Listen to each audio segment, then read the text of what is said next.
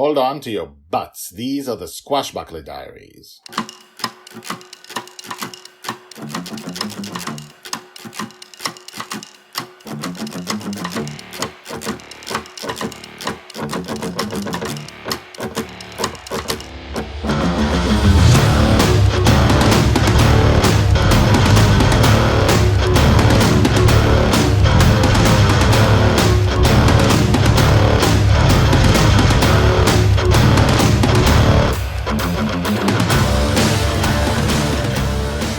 Welcome back. My name is Guy Hasson and you are listening to the Squashbuckler Diaries podcast, the epic fantasy podcast about Joy Shelley's life in her father's dream. Joy Shelley is the girl in the dream.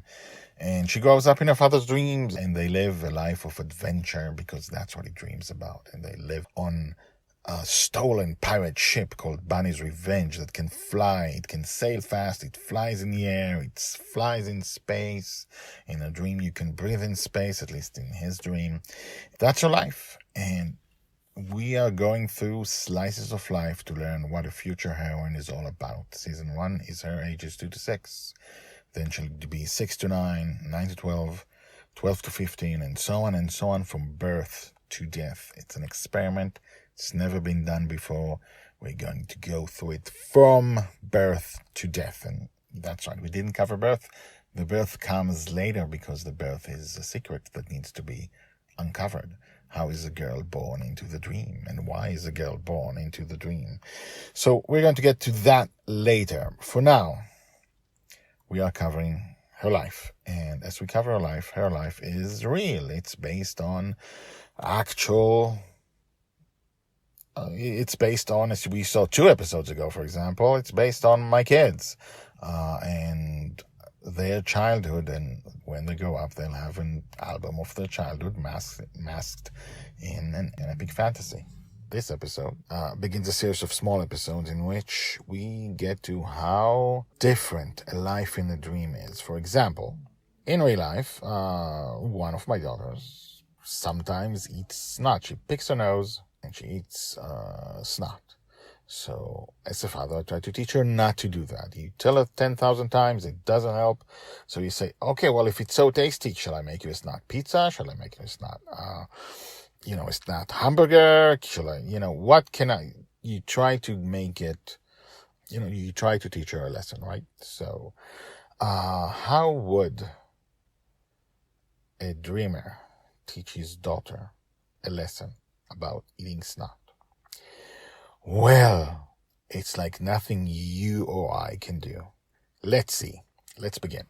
Episode 94, The Snot Eater, Part 1, Joy's age 5, told by the Red Dragon. Dragon Little was 5 years old when Dragon Father noticed that her finger had been consistently up her nose for the last hour. What are you doing? He asked. They had gone through their morning routine and were about to embark on adventure. Dragon Little looked at him with big, innocent green eyes, took the finger out and tasted the snot. Ugh! Dragon Father jumped in place. That's disgusting! Who taught you to do that? Because I didn't teach you to do that. Dragon Little didn't answer. She looked at him and put her finger in her nose again. Ah! Dragon Father shook his entire body as if it had been crawling with worms. Please, please, please don't do that. It was as if he found it hard to move. His entire body seemed to resist his smallest movements. Dragon Little stared at him, big-eyed, face expressionless, finger searching her nose. Please, he tried to take a step towards her, but it was as if he was walking on an unstable ground. Take your finger out of your nose. She took her finger out of her nose. And wash it. She put it in her mouth and ate the snot. Ah! He shivered again. Listen. Now speaking seemed to be an effort. It's good, isn't it? Tasty. You want me to make a pizza with snot on it? Dragon Little made a face of disgust. Do you want me to make a kebab out of your snot? How about candy? No, Dragon Little said emphatically and put her finger back up her nose, searching for something. Ha ha ha ha ha ha! Dragon Father shivered. Joy! but he was cut short as waves came from the side of the ship and a green monster appeared from the depths of the ocean. It took me a second from my vantage point among the suns to understand what it was. It was so different from all other villains I had seen Dragonfather summon up in his dream until now. The monster's body was slimy and dripping, and it took me a few seconds to realize it was all made of snot. "Now you've done it," Dragonfather complained. "You woke up the Snot Eater." "I love snot," roared the Snot Eater. "I smell snot. Where is the snot? I must have it." He looked around, standing inside the water in his human shape, a green giant standing on the ocean floor, head and shoulders above the water, above Bonny Revenge's deck. He raised the green hand from the ocean. It was longer than the deck and almost as wide. He pointed at the dragon little. "You," he roared slowly, "I must have your snot to rule the world." "Oh, joy," Dragonfather sighed, shaking his head. And thus the day's adventure began. I will tell you more about what happened tomorrow. Told by the Red Dragon. Hashtags Joy, Justin, Snot Eater. Well, that's not something you can do, right?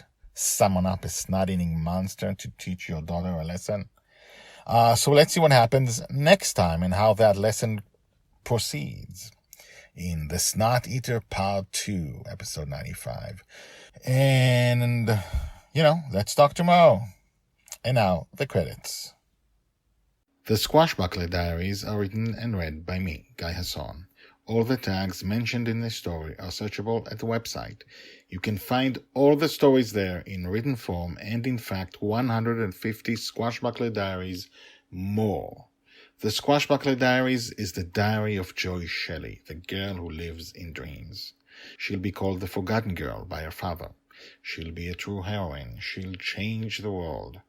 This project shows her entire life from birth to death.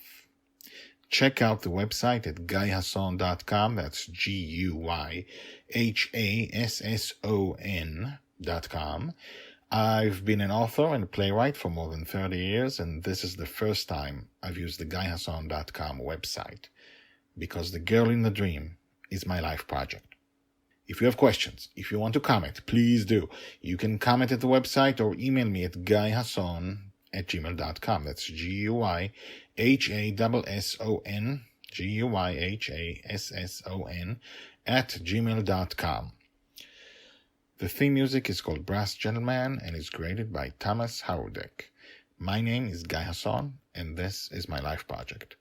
Come back tomorrow, and tomorrow, and tomorrow for more.